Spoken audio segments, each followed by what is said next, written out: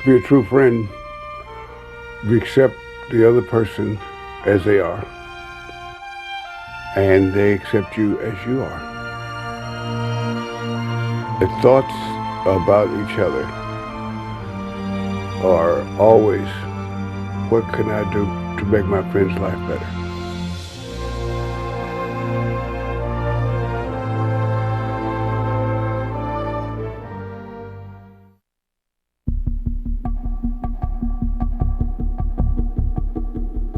My first game, one of the guys on the other team takes a shot and I block it.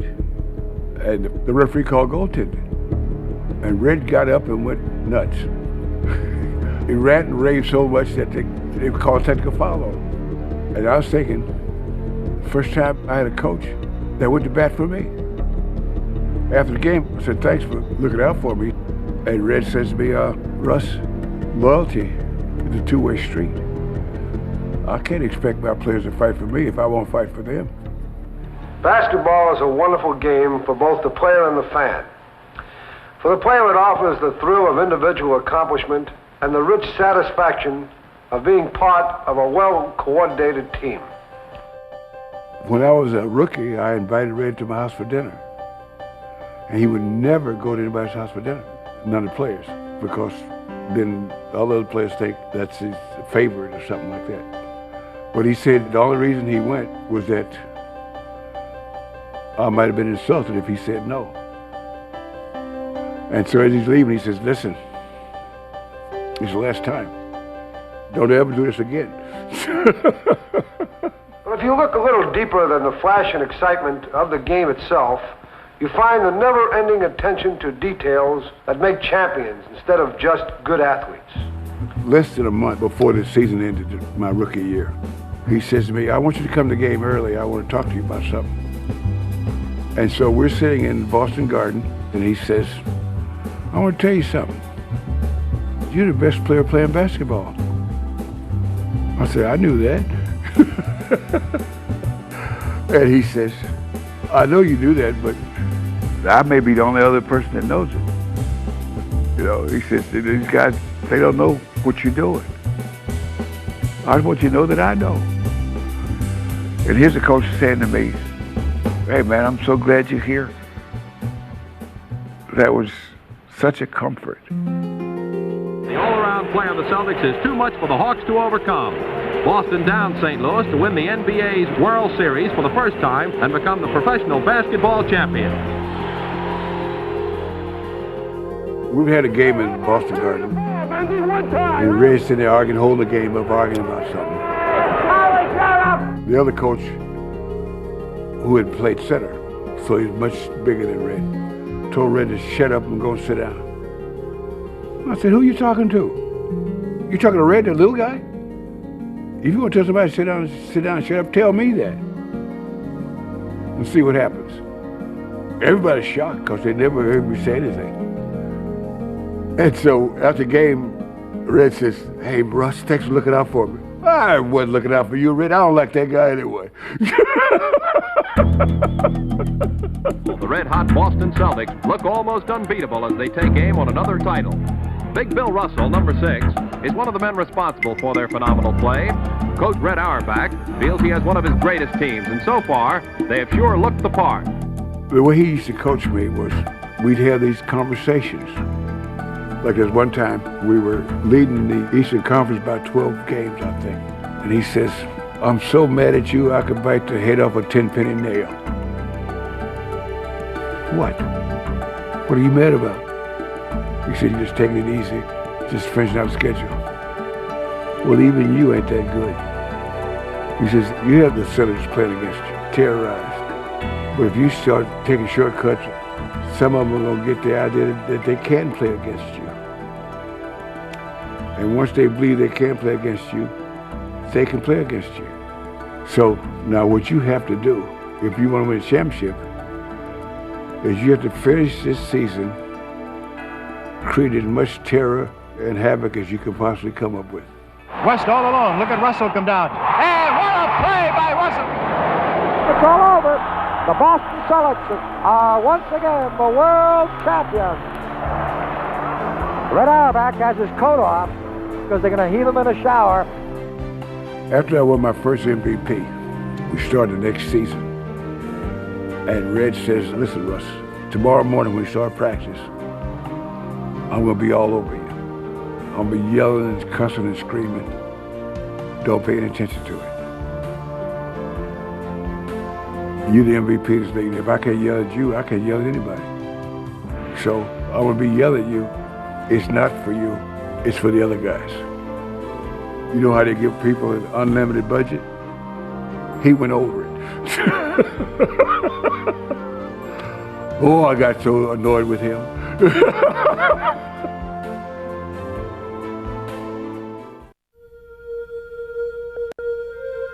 We'd play a game someplace and I'd see Red or he'd see me and he says, you want to play some gin tonight?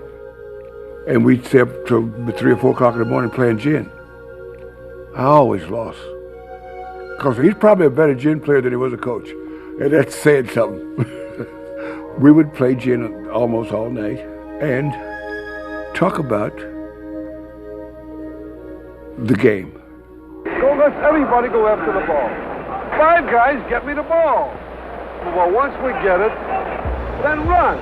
He says, my mission as a coach is to develop these 2 things, the system and the atmosphere, and then get the hell out of the way.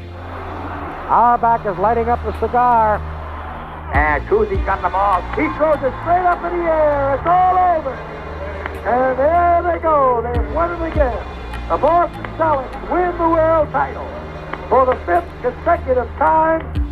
While he's putting that system in, every step of the way, he asked us what we thought of it. He would receive your ideas, assess them, and figure out how to use them. And that way, the players were vested in the outcome. And I never heard him say, it's my way or the highway or anything like that. On to Heinsohn, whose shot is stuffed in by Big Bill Russell. With 10 seconds to go, that clinches it. Boston fans have already started to carry Coach Red Auerbach off the court. Their Celtics have just won their 6th consecutive championship of the National Basketball Association. Red used to never have a curfew. He said, why you have a curfew? He says, because I have to be there to enforce it. I'll never forget one time, we won 17 straight games, which was the tied the league record.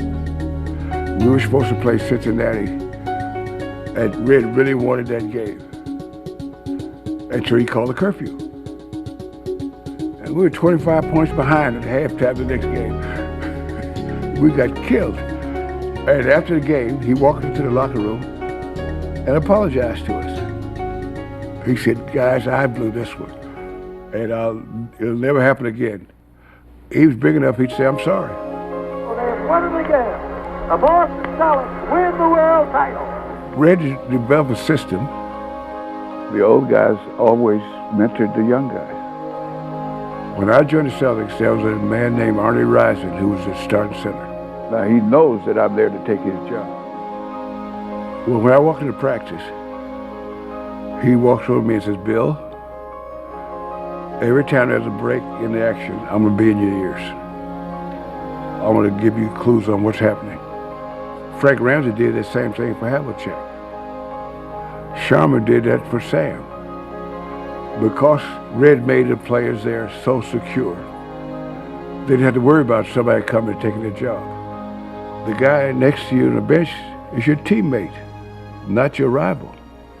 Our practice sessions are tough, and we play a long, hard season. It takes a real man to make the NBA, and a better one to stay there year after year. Luskatov played for us, and he had 2 career-ending operations. Well, after one of the knee operations, he was afraid to try it. So Red devised a little routine. He'd take the basketball, he'd throw it, and tell Luskatov to catch it. Don't let it bounce twice. So Luskatov had to dive for it and crawl his knees and everything to catch the ball. And it was torturous. And Luskatov really resented that. So he used to tell us, when he retires, he's going to beat Red to death. And so after the last game of the season, he goes to the locker room And we're waiting to hear this thrashing, so to speak.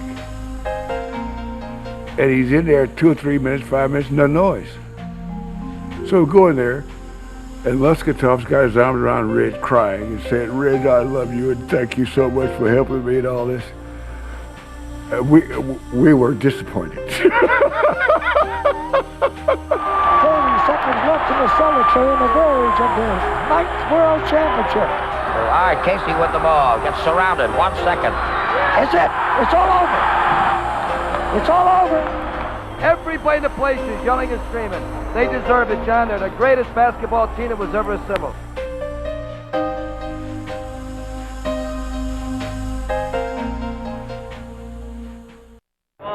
It's Friday night, April the 1st. The place is Boston, which is really an Irish town.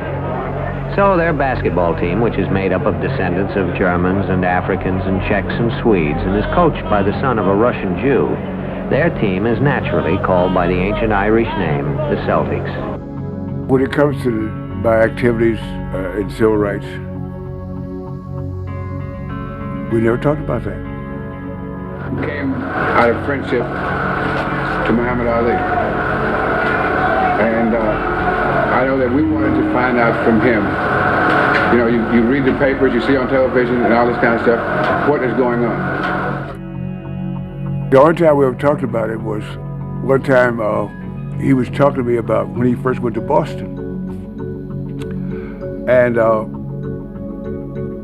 there was a local college kid at Holy Cross named Bob Cousy. And Red did not draft Cousy. He told me, one of the writers said to him, "You know, you've insulted everybody in New England by not taking Bob Cousy. We're gonna run you out of town. And besides that, you're a Jew, and we don't like Jews either." And I said, "Wow." And he says, I said, "How'd you handle that?" He says, "Oh, I'll just outlive the bastards." And that was one of the few conversations we had about race. He did not let it have a negative impact on him or his life. And that was already my attitude. Well, do you think that you will get some white kids to play basketball with Negro kids? I think so. I don't see why not. My kids play with white kids, and nobody got hurt yet. One of the times we didn't play a exhibition game in Kentucky. Casey went down to the restaurant in the hotel we were staying, and they would not serve him. I left the hotel and I went to a restaurant down the street, and the proprietor asked me what I wanted. I said, "This is a restaurant, isn't it? I'd like to get something to eat." He told me no. We decided we weren't going to play. And I called Red and told him we were going home. Red went to the airport with us without saying a word. He was just saying, "You're part of my team, and I respect you. And if that's the way you feel about the situation, you're my team."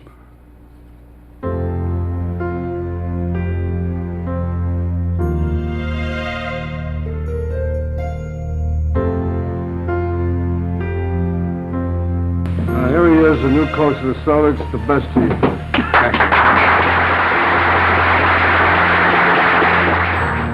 As the first Negro coach of a major league sport, can you do the job impartially without any racial prejudice in reverse? Yes. How? Because the most important factor is respect. And basketball respect demands for his ability, period. His last season as a coach, he got thrown out of 16 games. And the captain had to take over for the rest of the game.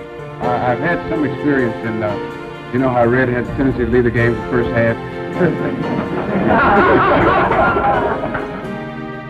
When I took over as coach, Red would not come to a practice. I said, "Why?" He says, "I don't want the players to ever think I'm looking over your shoulder." He's got all the responsibility. I'm not going to sit anywhere near him. He is going to be the boss. When things were going not the way I wanted to go, I said, Red, I need you to come to practice. I need some help. Because my feeling was, if I have the greatest mind in basketball sitting in the office 100 yards from where I'm practicing, and I don't ask him to help me out, I would be extremely unintelligent. Now another coach who is destined for fame is nothing but Bill Russell. He has been tremendous in getting us up for ball games. And you know, Don, he's a little bit tougher than Red. And the redhead has always been tough. And the Celtics, they have done it again. A spectacular finish. Chris, I'm here with Bill Russell. Bill, this must have been a great win for you. Exactly. One more time. One more time. I never felt like I was working for Red. I always felt that we were working together. We were a team. I know that the best possible thing that could happen to me in my pro career was having Red as my coach.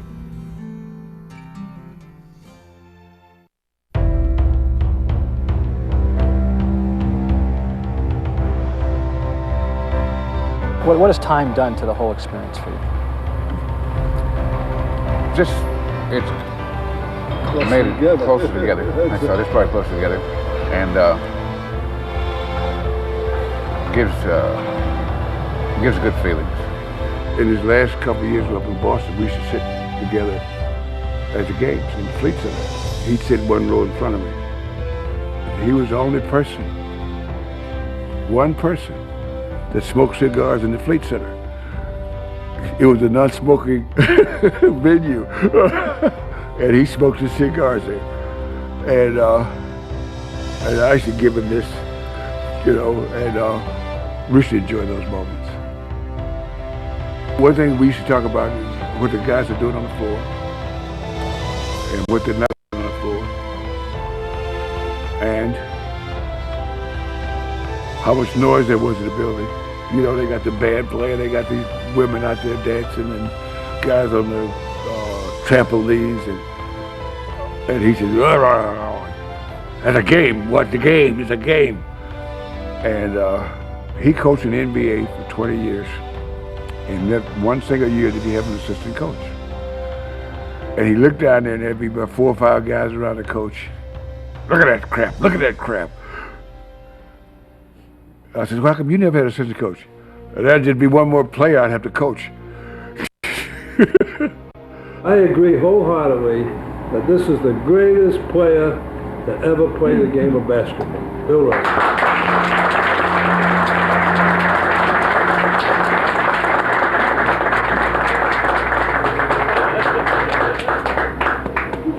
Thanks, Red. Don't pat me on the head. You know, He knew, and I knew, that I cared a great deal about him, and he cared a great deal about me. And we always kept that up to date. There was not a time when we didn't have regular conversations. I can't get one flag and say that's special. They all meant so much.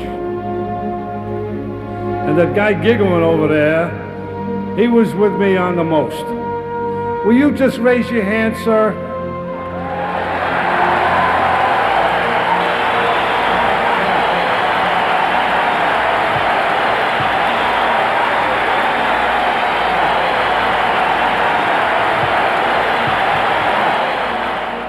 He knew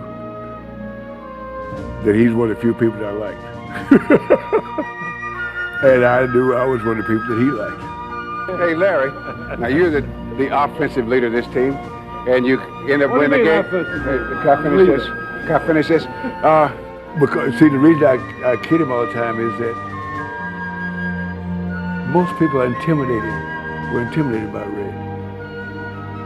Red, you want to say something? What I want to say is, you know how it feels because you've been here before. Me, I haven't scored a point. You know? But you kind of brought the guys here that scored the points. Well, So you're overpaid. I want you all to know, and those of you that know me, this is no swan song.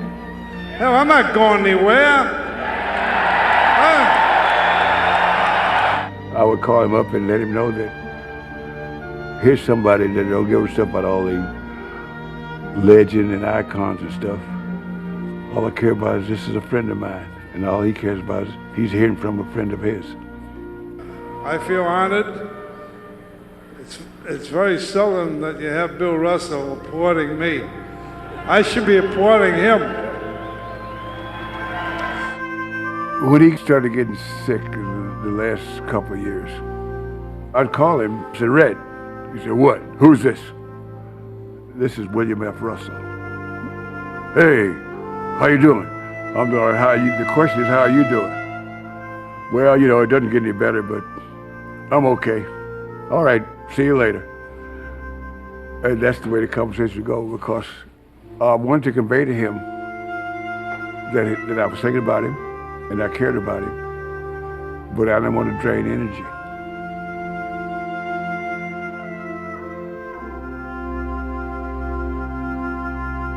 A giant in the world of sports has died.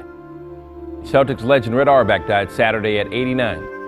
Quite simply, Red Auerbach was the Boston Celtics, their unquestioned leader when they were among the most successful franchises in all of sports.